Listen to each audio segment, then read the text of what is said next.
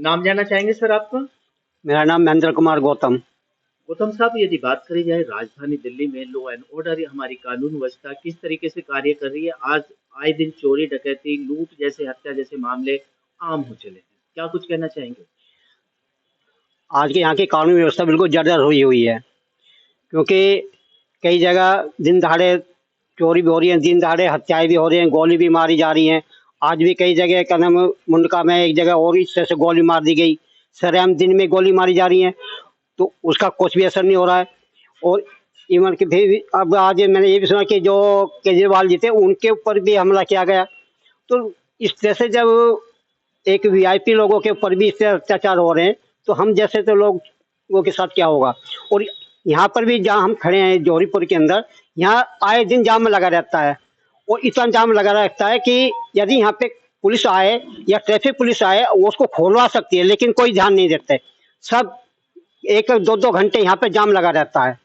गौतम साहब, बात करी जाए, माननीय प्रधानमंत्री नरेंद्र मोदी जी ने एक नारा दिया था, बेटी बचाओ बेटी पढ़ाओ। केजरीवाल सरकार कहती है कि हम बेटियों को पढ़ा रहे हैं, अच्छी शिक्षा के मॉडल के स्कूल दे रहे हैं, लेकिन राजधानी दिल्ली में बेटियां सुरक्षित नहीं है। क्या मानते हैं? हाँ, बेटा सुरक्षित नहीं है, क्योंकि यहाँ पे अत्याचार हो रहे हैं, बलात्कार हो रहे हैं। उसका कारण कि कानून व्यवस्था बिल्कुल जीरो है, कानून व्यवस्था नहीं है, डर नहीं है बिल्कुल भी कानून का। और जब तक कानून पूरी तरह से लागू नहीं होगा, लागू कौन करेगा? पुलिस वाले करेंगे, यहाँ का एलजी करेगा, क्योंकि दिल्ली जो है कानून व्यवस्था, दिल्ली की कानून व्यवस्था एलजी के हाथ में है। अगर एलजी सभी को बोलेगा, पुलिस को बोलेगा, पुलिस के कमिश्नर को बोलेगा कि यहाँ की कानून व्यवस्था ठीक होनी चाहिए, तो तभी हो सकते है। अगर नहीं करेगा तो फिर तो वे लापरवाही बढ़ती जा रही है।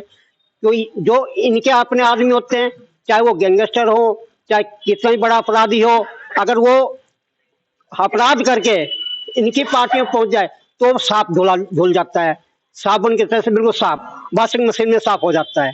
राजधानी दिल्ली में वोटों का कटने का सिलसिला, तमाम जो केजरीवाल पार्टी है उसके बड़े बड़े नेता है वो कह रहे हैं कि राजधानी दिल्ली में जो है वोट कटने का सिलसिला चालू हो गया, क्योंकि विधानसभा चुनाव आने वाले हैं।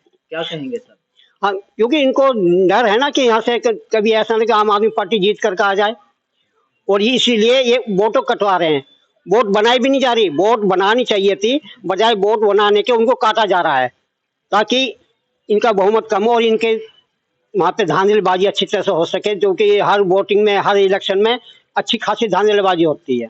केजरीवाल सरकार की जो बिजली, पानी और अस्पताल और शिक्षा है, क्या मानते हैं सही कार्य किया उनको उन्होंने? नहीं, ये सही है। देखो, गरीबों के लिए जो शिक्षा है, शिक्षा हर बच्चे के लेके छोटे से लेके बड़े अमीर तक के लिए जरूरी है। और ये बाबा साहब अम्बेडकर ने भी बोला कि शिक्षा हर घर में पहुंचनी चाहिए।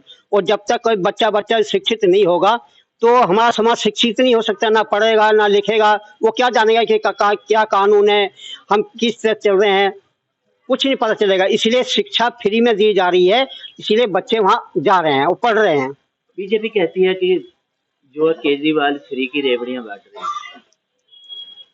तो अगर ये रेवड़ी समझ तो फिर वो भी बांटे इस तरह से रेवड़ियाँ। भाई, अगर उनकी नज़र में फ्री शिक्षा रेवड़ी है, उनकी नज़र में फ्री पानी है, उनकी नज़र में फ्री बिजली दी जा रही है, तो इनके तो पूरे देश में कई राज्यों में सरकारें बनी हुई है, सेंट्रल गवर्नमेंट बनी हुई है।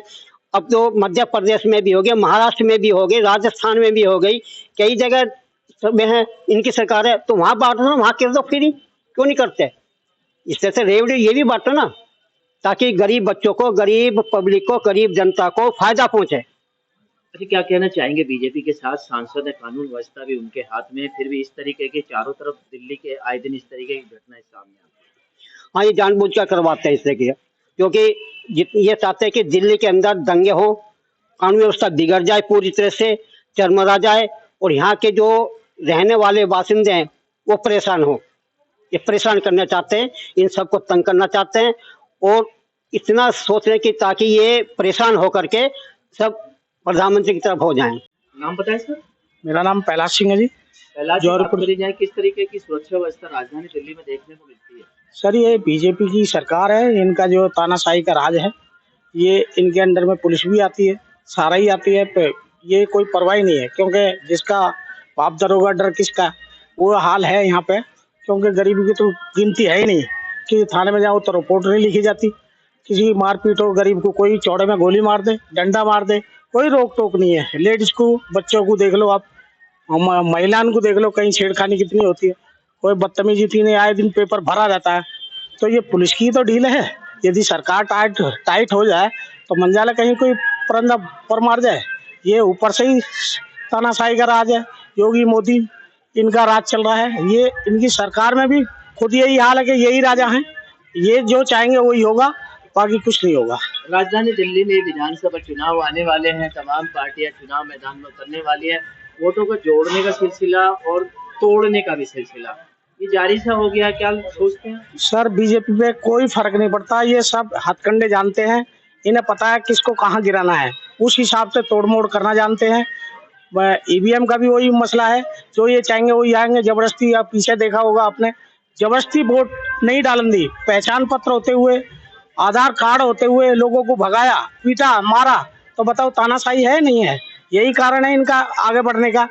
किसी को पैसे दे के खरीदना, किसी का कोई डर एमएलए को है, जो कि उसे पता दूसरी जी के रहेंगे तो कुंडे बदमाश मवाली बोले जाएंगे, और इनके में चले जाओ तो शुद्ध गंगा जल के धुले हो जाएंगे। तो ये है बीजेपी की सरकार, तानाशाही की सरकार, इनमें कुछ न होने वाला नहीं है। बोले नाम जानना चाहेंगे सर आपका? माई सेल्फ BD सुजात, समता सैनिक दल का कार्यकारी अध्यक्ष हूँ, राष्ट्रीय कार्यकारी अध्यक्ष। अम्बेडकर भवन, रानी झांसी रोड हमारा कार्यालय, मुख्य कार्यालय।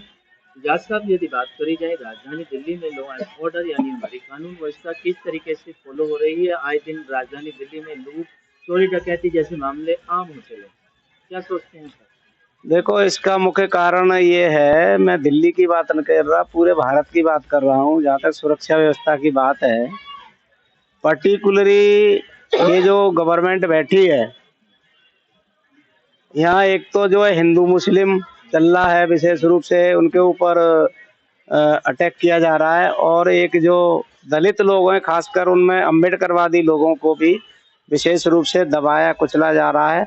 और यहाँ तक जो है उनके मुकदमे भी नहीं दर्ज किए जाते पूरे भारत के अंदर। हमारे पास तमाम केस आते हैं। हमारे एक अपने गोरखपुर में हमारे एक निराला जी हैं, एक अम्बेडकर समिति चलाते हैं, वहाँ बहुत बड़ा आंदोलन कर रहे हैं दलितों के लिए, भूमि का। तो उनको न्याय की बात करने पे भी उनको अभी जेल में डाल दिया है। अभी एक उल्टिया आई थी वहाँ से, सीमा गौतम, तो उसने सारी कहानी बताई। और हमारे उसमें जो है, आप जैसे जो पत्रकार गए थे ना दिल्ली के, वो भी कई महीने जो है, महीनों जो है वहाँ जेल में रहे इसी मुद्दे को लेकर के। तो इस समय जो सरकार बैठी है, मैं आपको बता देता हूँ कि जब जो होती है ना भाई, जो रखवाला जो होता है, यानी खेत को जो रखाने वाला ही जो व्यक्ति है, यानी वो खेत को खा रहा है, जब ऐसी सोच के लोग होंगे तो फिर जो है ऐसा ही होगा। मैं दिल्ली की नहीं, पूरे भारत की बात कर रहा हूँ, क्योंकि जो बैठा हुआ है ना, जो गृह मंत्री बैठा हुआ है इस समय, जो है वो तड़ी पार है। बात करी जाए सुजात साहब के दिल्ली सरकार के जो कार्य हैं, जैसे बिजली, पानी, सुरक्षा या अस्पताल हो गए, किस तरीके से सोचते हैं, किस तरीके से कार्य? सर, ये केंद्र शासित प्रदेश है, जो ये जो गवर्नमेंट है वर्तमान में, उसको जो अधिकार हैं, क्योंकि जो सुरक्षा व्यवस्था है वो पूरी जो है भारत सरकार के अंडर में है, गृह मंत्रालय के अंदर में है। दिल्ली का जो तमाम है ना, तो इसमें हम दिल्ली सरकार को दोष नहीं दे सकते। मुख्य कारण यही है, और वो नहीं चाहते, वो तो चाहते हैं कि लूट खसैट ये सारी चीजें चलें। उनका जो है शिक्षा, चिकित्सा, सुरक्षा और दीक्षा, इसमें जो है उनका कोई वही नहीं है ध्येय। जो काम करना चाहिए, जो बेरोजगारी है उस पर काम करना चाहिए, वो सरकार का कोई ध्येय ही नहीं है।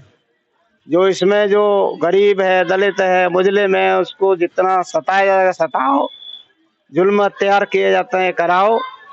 हमने दिल्ली में ही देखा, दिल्ली में ही जो है नहीं है, जो बड़ी मुश्किल से जो तमाम संगठन पहुंचते हैं हमारे समाज के, तब जाके कहीं जो है वो FIR दर्ज होती है, और वो भी आधी अधूरी होती है। राजधानी दिल्ली की यदि बात करी जाए, अभी विधानसभा चुनाव आने वाले हैं, तो ये वोटों का जुड़ना और कटना, इसको कैसे सोचते हैं? आजकल अभी थोड़ा सुर्खियों में आ रहा है कि फलानी जगह से इतनी वोट कट गई, इतना वोट कट गई, इसको क्या मानते हैं? हाँ, तो ये तो सब इनकी सोची समझी रणनीति है कि भाई इनका तो ये साम दाम दंड भेद, मतलब हमें किस तरह से चुनाव जीतना है, तो उनको दिखता है ये जो विषमतावादी जो ताकतें हैं उनको दिखता है कि भाई हम जो है कैसे सत्ता में बने रहे, तो वो वोट भी काटते हैं। और सबसे बड़ा जो मुद्दा है वो ईवीएम का है। जब से ईवीएम आया है तब से जो है बहुत बड़ा झमेला हो रहा है।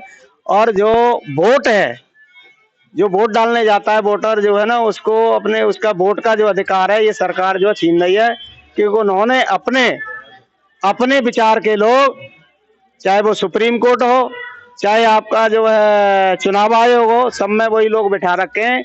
और अब तो सरासर ईवीएम के माध्यम से जो दलित, पिछड़े, आदिवासी, जो बहुजन समाज है उसके वोटों पे डाका डाला जा रहा है। क्या कहना चाहेंगे सर, नाम जानना चाहेंगे पहले आपको? किरणपाल सिंह गौतम।